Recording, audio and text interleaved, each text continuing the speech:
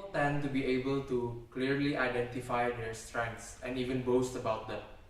However, to know one's weaknesses, opinions about him from his surroundings will be important. Although you as a person may be able to identify some of your weaknesses and try to overcome them, most of the time your friends will know more about you, and thus hearing them out will leave you more room to improve on. The action of letting other people know your opinions regarding their activity is called feedback.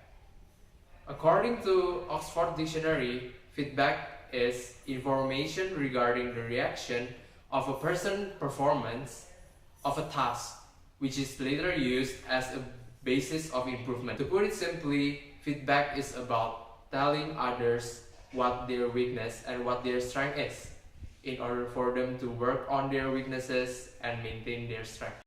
We knew that knowing what other people think about us is important for us to grow into a greater man. Many people are still afraid to hear what people are thinking about them, thus making feedback being left behind. People, especially in Indonesia, have a strong sense of self-defense.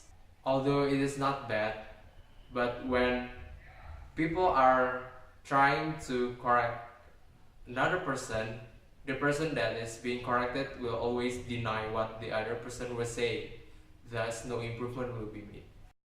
To overcome this problem, there are 6 elements that need to be considered when giving feedbacks. First is the right time and the right place.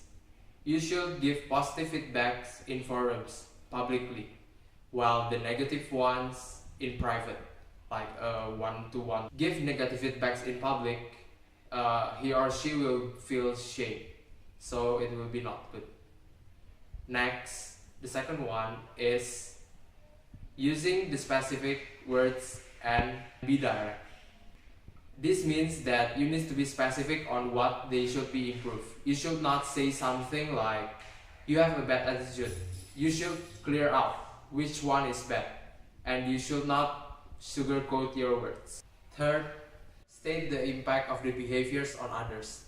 This will help them think harder whether they were doing it wrong and whether they should change, or at least they will consider it. Fourth, make suggestion or request. Be specific on what the target should change and what should be maintained. But remember that you have to stay realistic. Make sure that the comment that you are giving are able to be done. Fifth, consider the point of view of the person you are giving feedback to. Don't just dump everything on him without knowing the reason why he did those unwanted things. And lastly, be sensitive and also don't judge. You should notice the changes of his or her emotional, and you should stop before it gets bad. On the other hand, as the person who is receiving feedbacks, you should consider these elements to be in your head. First, be explicit. You should let the other person know what part of you wanted to be commented on.